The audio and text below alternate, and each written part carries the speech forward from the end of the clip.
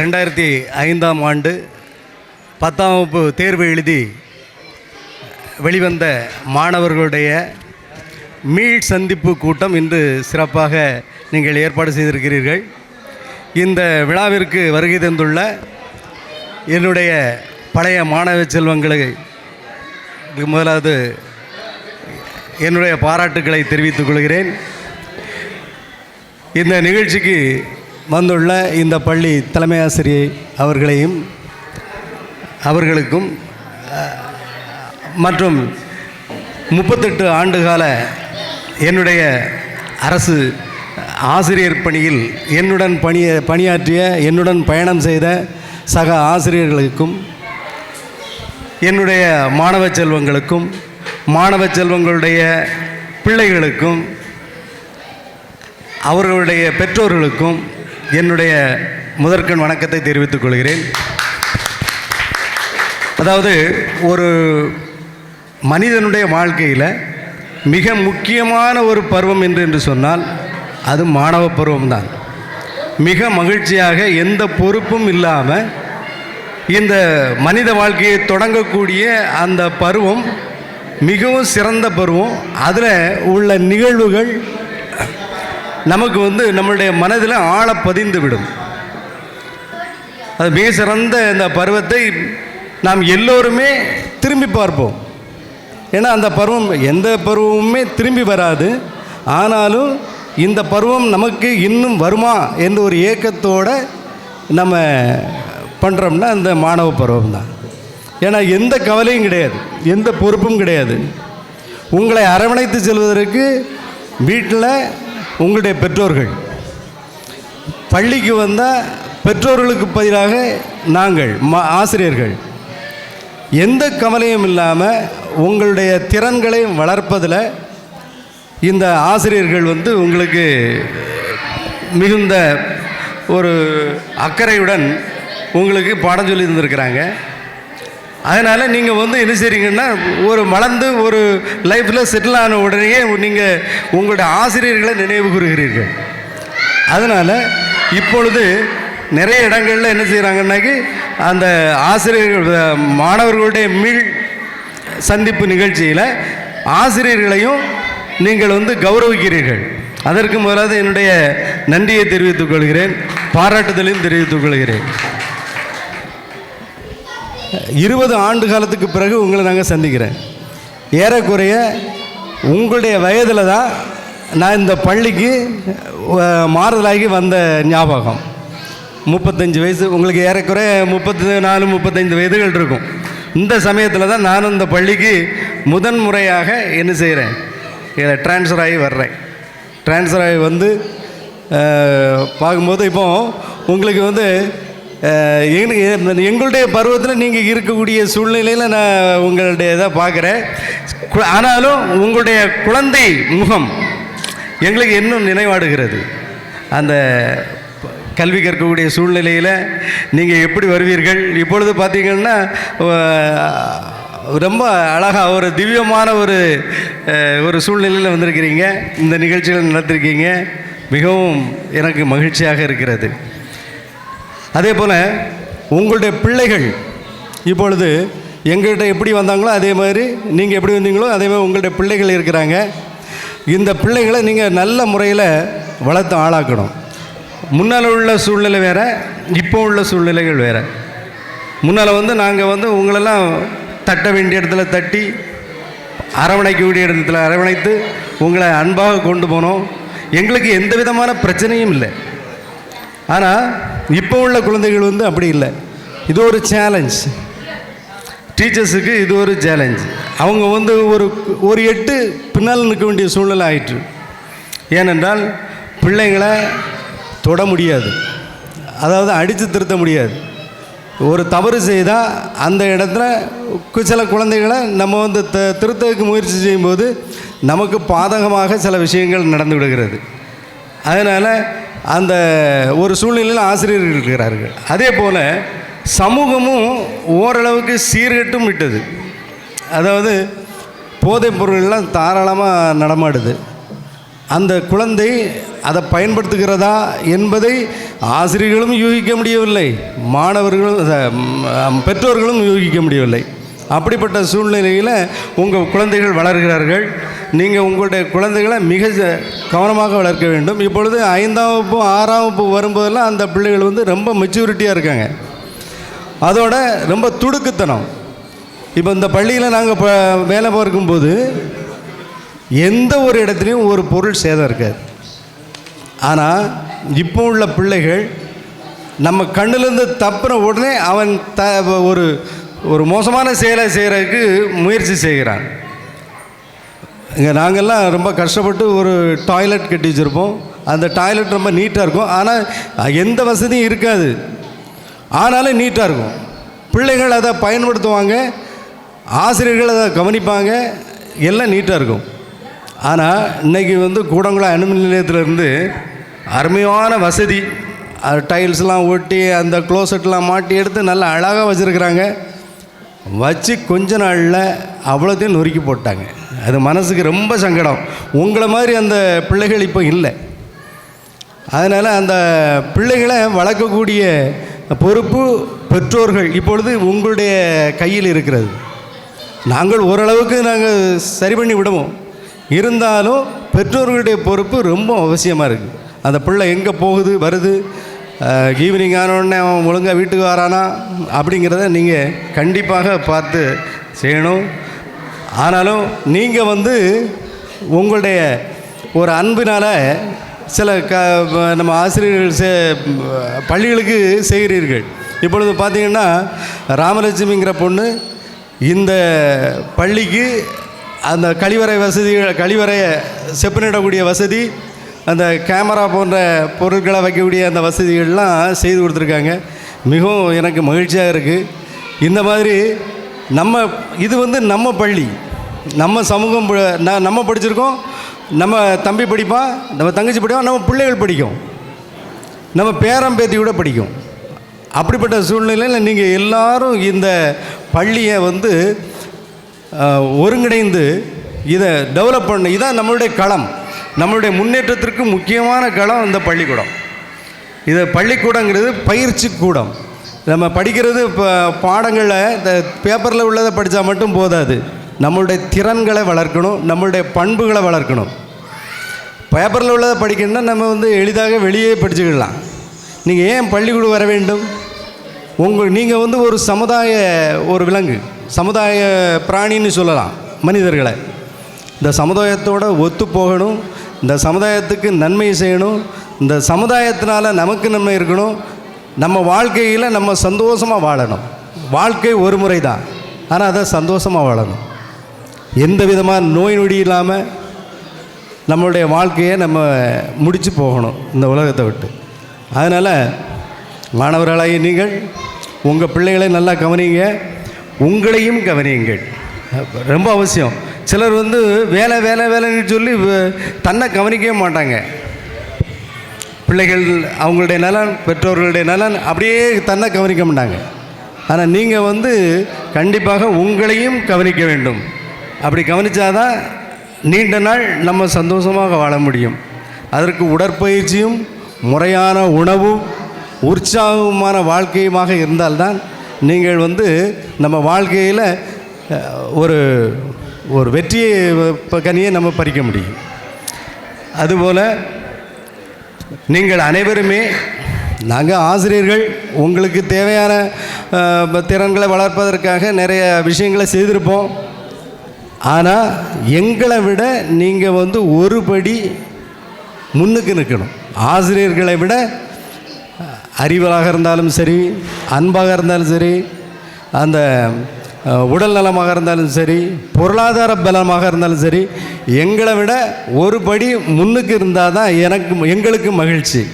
ஆக நீங்கள் வருங்காலத்தில் உங்கள் பிள்ளைகளை நல்ல முறையில் வளர்த்து நீங்களும் நல்ல குடிமகனாக இருந்து சிறந்த ஒரு குடிமக்களாக மாற வேண்டும் என்று வாழ்த்தி என்னுடைய பேச்சினை நிறைவு செய்கிறேன். நன்றி, வணக்கம்.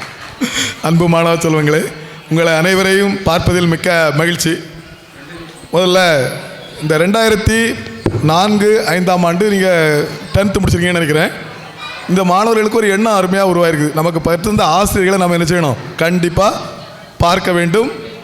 அவர்கள் நமக்கு என்ன கற்றுத்தார்களோ பேச வேண்டும் என்ற ஒரு எண்ணத்தை உருவாக்கும் விதமாக, அதை நிறைவு செய்யும் விதமாக ஒரு விழாவை கொண்டாடுறீங்க. அந்த விழாவிற்கு நீங்கள் எல்லாம் ஏற்பாடு பண்ணிட்டீங்க சிறப்பாக. இப்பள்ளியின் தலைமை ஆசிரியர் அவர்களை பற்றி சொல்லாமல் இருக்க முடியாது. மிகச்சிறந்த ஆசிரியர். ஏனென்றால் நானும் அவர்களும் ராதாபுரம் அரசு மேல்நிலைப் பள்ளியில் ஒன்றாக வேலை செய்தோம். மிகவும் அருமையான ஒரு ஆசிரியை. அவர்கள் முதலில் இந்த பள்ளிக்கு கிடைத்தது மிகப்பெரிய ஒரு வரப்பிரசாதம். ஏன்னா எந்த பணியை எடுத்தாலும் சிறப்பாக செய்ய வேண்டும். நம் பிள்ளைகள் எப்படி நம்ம வளர்க்கிறோமோ அதே போல் வளர்க்க வேண்டும் என்று ஆசைப்படக்கூடியவங்க. அதனால் நீங்கள் உங்களுடைய பிள்ளைகள் படிக்கலாம், அந்த ஸ்கூலில் உங்கள் உறவினர்கள் பிள்ளைகள் படிக்கலாம். நல்ல ஒரு ஆசிரியர் கிடைச்சிருக்காங்க. அவர்களுக்கு முதற்கன் எனது நன்றியை தெரிவித்துக் கொள்கின்றேன். அடுத்து என்னுடன் பணியாற்றி பணி நிறைவு பெற்றவர்கள் இருக்கார்கள். பணி நிறைவுக்கு இன்னும் பல ஆண்டுகள் இருக்கக்கூடிய ஆசிரியர்கள் இருக்கிறார்கள். வெலிங்டன் பணி நிறைவு பெற்றாச்சு. நான் ஓய்வு பெற்றேன். 2 பேரும் ஒரே வருஷம் தான். 2 பேரும் ஒன்றாப்புலேருந்தே படிச்சுட்டு வந்தோம். இங்கேயும் வேலை பார்த்தோம் காலமாக. அதுக்கு பிறகு 2 பேருமே ரிட்டையர்ட் ஆகியாச்சு. ராஜகோபால் சார் எங்கள்கிட்ட மூத்த ஆசிரியர். அவர் நாங்கள் ரிட்டையர் பண்ணி ஒரு 5 வருஷம் மூத்த ஆகிட்டார். ஆனால் இப்போவும் இளமையாக இருக்காரு. என்னன்னு தெரியல, ரகசியத்தை சொல்ல மாட்டேங்காரு. அடுத்து லிங்கத்துறை சாரை பற்றி உங்கள் எல்லாருக்கும் தெரியும். மிகச்சிறந்த நண்பர். எதையும் போல்டாக என்ன நினைச்சாரோ அதை போல்டாக செய்யக்கூடிய ஒரு ஆசிரியர். சில பேருக்கு ஐயோ லிங்கத்துறை சார் இப்படி பேசிட்டார் 4 பேருக்கு சபையில் அப்படின்னு நினைப்பாங்க. ஆனால் அவர் பேசுகிறது சரியான கருத்தாக இருக்கும். நம்ம கொஞ்சம் வெக்கப்படுவோம், ஐயோ இப்படி சொல்லலாமே, சரி 4 பேருக்கு மத்தியில் பேசாமல். அவர் அதை பற்றி கேர் பண்ணவே மாட்டார். பிள்ளைகளுக்கு படிச்சு கொடுக்குறதும் சரி, சில கோரிக்கைகளை வைக்கிறதும் சரி. முதற்கண் உங்கள் அனைவருக்கும் வணக்கத்தை தெரிவித்துக் கொண்டு ஒரு சில வார்த்தைகள் உங்களிடம் பேசலாம், பகிர்ந்து கொள்ளலாம் என்று நினைக்கின்றேன். முதலில் ராஜகோபால் சார் ஏற்கனவே சொல்லிட்டார், நீ ரொம்ப பேசக்கூடாது அப்படின்னாரு. ஆனால் ஏற்கனவே வெலிங்டன் உங்களுக்கு நிறைய கருத்துக்களை சொல்லிட்டான். திரும்ப திரும்ப நம்ம சொல்ல வேண்டிய அவசியம் இல்லை. ஒன்று நம்முடைய பெற்றோர்களை நாம் மதிக்கிறோம். ஏன்னா நம்முடைய வாழ்க்கையில் அவர்கள் எதை அவர்கள் சொன்னார்களோ அது எல்லாமே நன்மைக்கு தான்.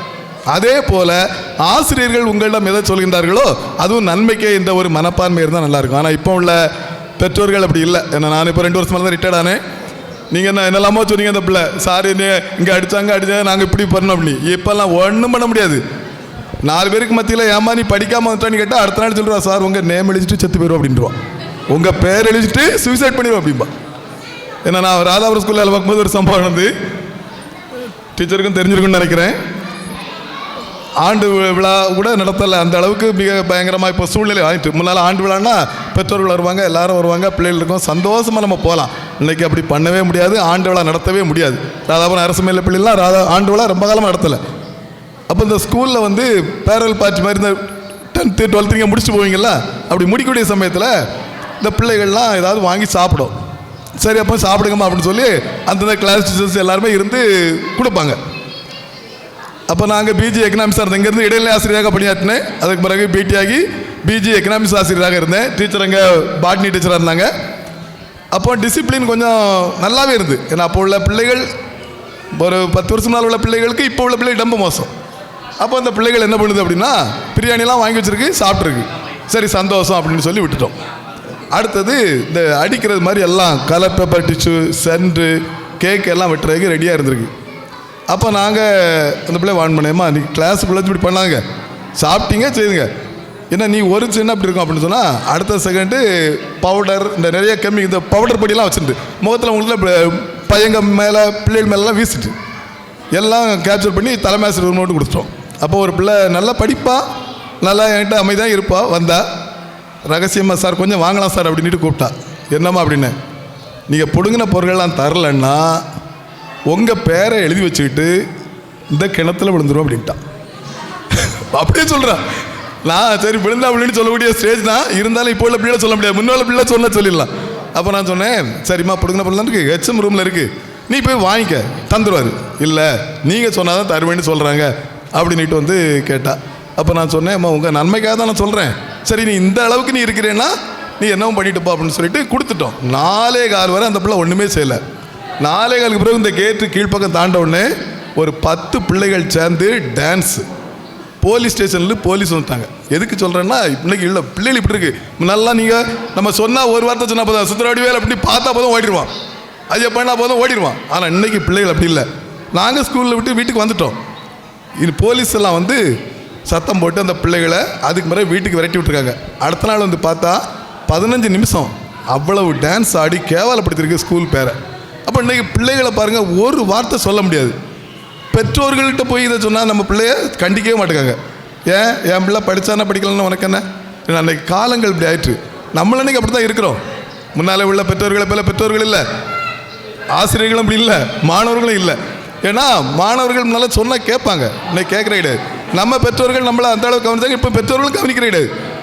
பிள்ளை சத்தம் போடுதா, மொபைல் பண்ண கொடுத்து நீ என்ன செய்த பார்த்துக்க, நாம தான் கெடுக்கிறோம் பிள்ளைகளை. பிள்ளைகள் நம்ம குறை சொல்லவே முடியாது. சின்ன பிள்ளைகள்லையே இன்னைக்கு மொபைலுக்கு அடிக்ட் ஆகிட்டு, சாப்பிட மாட்டேங்க அப்படின்னு சொன்னால் உடனே ஒரு டேப்பை கொடுத்து அதில் வீடியோ போட்டு நம்ம சாப்பாடை விட்டுறோம். அந்த பிள்ளைகளுக்கு இயற்கையை சொல்லி சொல்லி பழைய காலத்தில் நமக்கு சாப்பாடு தருப்பாங்க. எங்களுக்கெல்லாம் அப்படி தான் சாப்பாடு இல்லை, எங்கள் அம்மாலாம் அப்படி தான் தருவாங்க. இன்னும் ஆடு பூ இருந்தால் கோழி பூ இன்னும் ஒரு பருந்து போகுதுங்கம்மாங்க. இன்றைக்கி அப்படி இல்லை, என்ன பாரு மொபைலை பாரு அதை பாரு. ஆனால் காலத்தின் சூழ்நிலை மாறுது. எதுக்கு சொல்கிறேன்னா, அன்னைக்கு நீங்கள் எங்களுக்கு பிள்ளைகளாக வந்தீங்க, இன்றைக்கி உங்கள் பிள்ளைகள்லாம் நான் வந்திருக்கு நிறையா. அப்போ நீங்கள் எப்படி உங்கள் அம்மா அப்பா வளர்த்தாங்களோ அதே போல் நீங்கள் என்ன செய்யணும், உங்கள் பிள்ளைகளை வளர்க்கணும். எந்தெந்த வழிகளில் பிள்ளைகள் போகுது, நம்ம பிள்ளை எங்கே ஸ்கூலுக்கு போகுது, நம்ம பிள்ளை யார்கிட்ட தொடர்பு நட்பு வச்சுட்டு பேசிகிட்டு இருக்காங்க, அவன் ஃப்ரெண்டு யார் அப்படிங்கிறத ரொம்ப நீங்கள் பார்க்கணும். ஏன்னா காலங்கள் ரொம்ப மோசமாக இருக்குது. நீங்கள் இப்போ நல்லா படித்து ஒரு நிலைமைக்கு வந்துட்டீங்க. நம்ம பிள்ளைகள் சூழ்நிலை இன்றைக்கி வேற மாதிரி இருக்குது. அதை எல்லாத்தையும் கருத்தில் கொண்டு மிக நல்ல ஒரு பிள்ளைகள் பெற்றோர்களாக இருங்க, நல்ல பிள்ளைகளை உருவாக்குங்க. நீங்கள் ஒரு விழாவை கூப்பிட்டோன்னே எனக்கு ரொம்ப சந்தோஷம். சரி, நம்ம பிள்ளைகள் இவ்வளோ தூரம் நம்மளை அழைத்து நம்மளை பேசணும் அப்படின்னு கூப்பிட்றாங்களே அப்படிங்கிற எண்ணம் முதல்ல உருவாகிட்டு, அந்த எண்ணம் உருவாகல இந்த பிள்ளைகள் பெஸ்ட்டு. ஏன்னா நம்ம கற்றுந்த ஆசிரியரை நம்ம பார்க்கணும், பேசணும், நம்ம கலந்துக்கணும் அப்படிங்கிற எண்ணம் உருவாகும் பாருங்க. அப்போ நிச்சயமாக ஒரு குட் கேபிட்டல் தான் அவங்ககிட்ட இருக்குது, நல்ல பழக்கங்கள். ஏன்னா எல்லாத்துக்கும் எண்ணம் வராது. நமக்கு என்ன, அவர் சம்பளம் வாங்கினாரு, அவர் படிச்சதாரு, அவர் டியூட்டி அது அப்படின்னு நமக்கு என்ன சொல்கிறோம், அவர் வாத்தியாரா சம்பளம் ஆகிருப்பார், நிறைய சம்பளம் ஆகிட்டு போயிருப்பார். அந்த எண்ணம் இல்லாமல் நமக்கு இப்படி நம்ம இந்த பையன் சொன்னாலே பேங்கில் வேலை பார்க்குறான்னு நினைக்கிறேன், நான் மெரிட்டில் படித்தேன், இப்படி பண்ணேன், இங்கிலீஷ் நல்லா பேசுகிறேன்னா உண்மையிலே நல்லது தான். இப்போ என்னுடைய பிள்ளைகளும் 2 பிள்ளைகளும் தமிழ் மீடியத்தில் படித்தது. ஆனால் எந்த இல்லைனாலும் இங்கிலீஷ் சூப்பராக பேசுவாங்க. நம்மகிட்ட தான் இருக்குது இங்கிலீஷ் மீடியத்தில் படித்தா தான் பேசுங்கிறது இல்லை. நாம் நம்முடைய நாலேஜை வளர்த்துக்கொள்ளணும். நாமளும் பேசலாம், நம்மளால் முடியும் அப்படிங்கிற எண்ணத்தை நம்ம என்ன செய்யணும், உருவாக்கிட்டு மிக சிறந்த ஒரு சமுதாயத்தை நீங்கள் உருவாக்குங்கள். இந்த விழாவுக்கு எங்களை எல்லாம் அழைத்து இந்த சிறப்பான ஏற்பாடு செய்த உங்கள் அனைவருக்கும் எனது மனமார்ந்த நன்றியை தெரிவித்துக் கொண்டு விடைபெறுகிறேன். நன்றி, வணக்கம். இப்பள்ளியின் தற்போதைய தலைமை ஆசிரியர் அவர்களுக்கும், என்னோடு பணியாற்றிய ஆசிரியர் பெருமக்களுக்கும், அன்பு மாணவ செல்வங்களுக்கும் இனிய காலை வணக்கத்தை தெரிவித்துக் கொள்கின்றேன். காலம் மாறிப்போனது அனைவருக்கும் தெரிந்த விஷயம். நீங்கள் தொட்டு விட்டு சென்றதால் அதை பற்றி ஒரு சில வார்த்தைகள், ஏன்னா வெலிங்டன் சார் நாங்கள் எல்லாம் என்ன நினச்சோமோ அதெல்லாம் கிட்டத்தட்ட சொல்லிட்டார். ஆமாம், அதனால் இந்த மாதா பிதா குரு ஏதோ ஒரு பொண்ணு பேசுனாங்க, அதோட அர்த்தம் ஒவ்வொருத்தரும் ஒவ்வொரு விதமாக சொல்லுவாங்க. நான் என்னுடைய குழந்தைகளுக்கு சொல்வது என்னென்னா, எனக்கு தெய்வ நம்பிக்கை நிறையா உண்டு, இல்லைன்னு கிடையாது. மாதா பிதா குரு தெய்வம் என்பது மாதா முதல்ல, பிதா 2வது, குரு 3வது, தெய்வம் 4வது. அது அல்ல வரிசை. மாதா பிதா குரு இவர்களே தெய்வம். 3 வரையுமே ஒரே லைனில் தான் வச்சுருக்காங்க. மாதா பிதா குரு மூவரும் தெய்வங்கள், மூவரும் தெய்வங்கள். இவர்களை நாம் மதித்து வணங்கிவிட்டாலே தெய்வம் தானே நம்மளை அருள் செய்வார். அதனால் இதுதான் சிறந்த வரையறையும் கூட. மாதா பிதா குரு தெய்வம் என்பது மாதா பிதா குரு மூவரும் தெய்வங்கள், இவர்களே தெய்வங்கள் என்பது தான் 4வது. அந்த தெய்வம் நம்ம அந்த இவர்களே தெய்வம் என்பதை விட்டுக்கிட்டு 4வது தெய்வங்கிறத நம்ம சொல்லி ஒருத்தருக்கு பின்னாடி ஒருத்தர் இல்லை. வீட்டில் அம்மா அப்பாவை பிரித்து பார்க்க முடியுமா?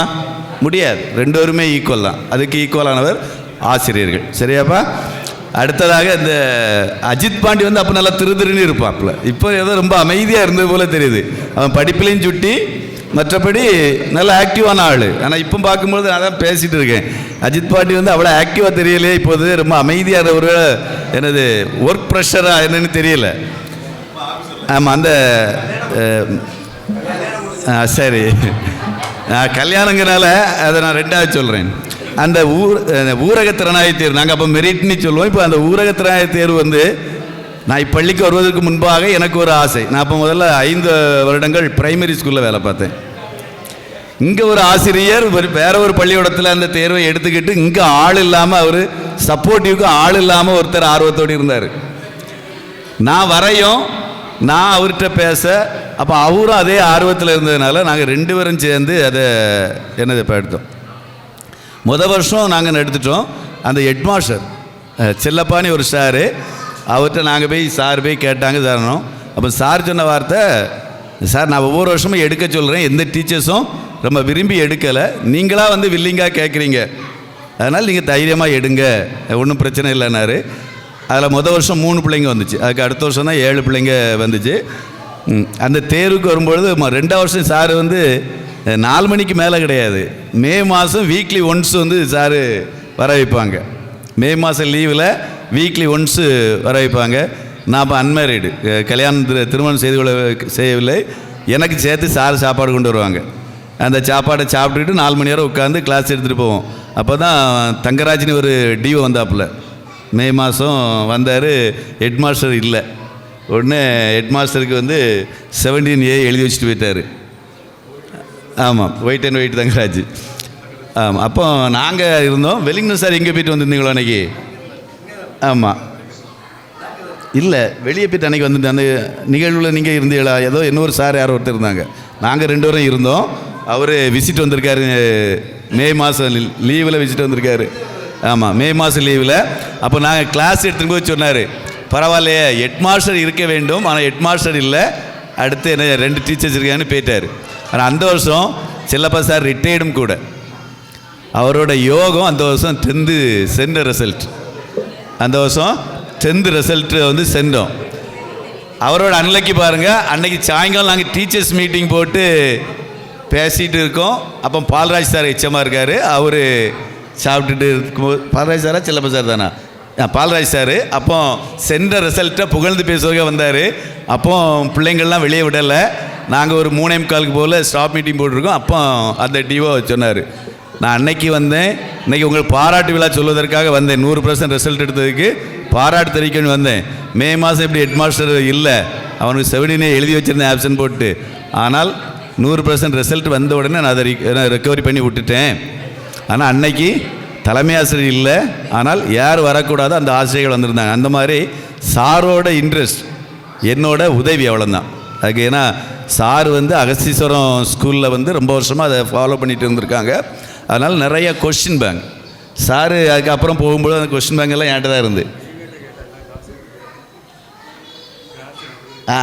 பசங்கிட்ட கிளாஸுக்கு எனது டியூஷனுக்கு நாங்கள் சார் வந்திருக்காங்களா, ரூபா கொடுப்பீங்களான்னு கேட்டாங்க. பசங்கள்லாம் சொன்னாங்க, இல்லை ரூபாலாம் கொடுக்க மாட்டோம், நாங்கள் ஃப்ரீயாக தான் சார் சொல்லி தருவாங்க. ஆமாம், அந்த மாதிரி இருந்துச்சு. சார் தான் அந்த கொஸ்டின் பேங்கு. அப்புறம் போகும்போது தந்தாங்க, அதை ஃபாலோ பண்ணி செட்டிகுளத்தில் வந்து போனேன். அங்கே நிறையா ஸ்ட்ரென்த் இருந்ததுனால அங்கே வந்து 15, 18 அப்படி வந்துச்சு. இன்னைக்கு திருநெல்வேலி மாவட்டத்திலேயே இந்த மாதிரி போட்டித் தேர்வுகளில் செட்டிகுளம் ஹையர் செகண்டரி ஸ்கூல் தான் டாப்பாக வந்திருக்கான். நான் வெளியே போன பிறகு அடுத்த நபர் அதை பின்பற்றினாங்க, அது வந்துக்கிட்டு இருக்குது. அதனால் அது சாரோட தூண்டுதல் ப்ளஸ்ஸு என்னோட ஹெல்ப்பில் அது வந்துட்டு.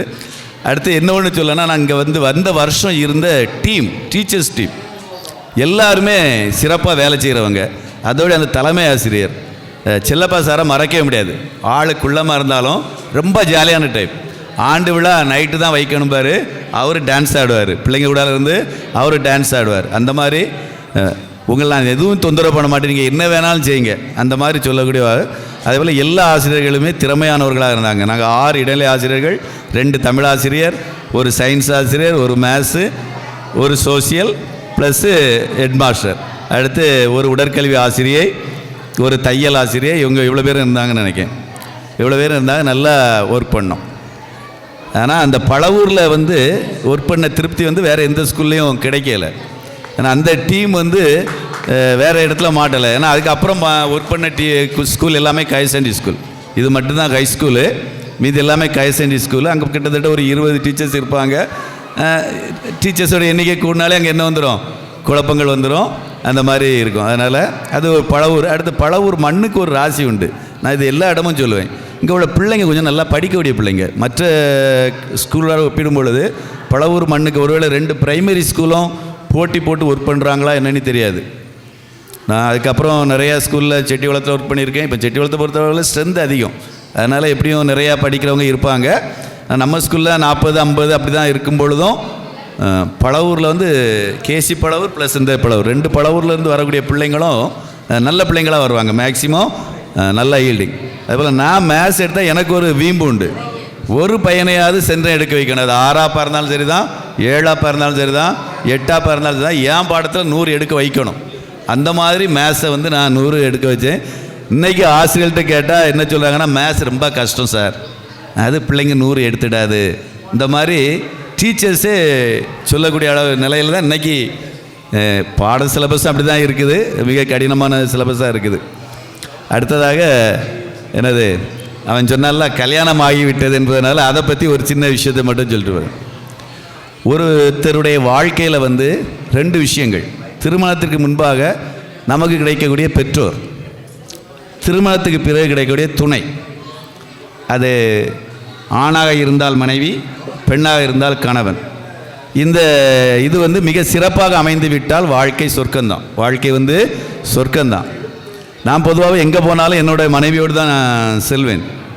இன்றைக்கி ஃபேமிலியோடு வரக்கூடியது தான். அப்படி தான் பிளான் வச்சுருந்தோம். அப்புறம் நாளைக்கு பிள்ளைங்க 2 பேருமே ஹாஸ்டலுக்கு கிளம்புறாங்க. ஆனால் அவங்களுக்குள்ள நேற்று ஒரு இடத்துக்கு போயிட்டு வந்து லேட் ஆகிட்டு.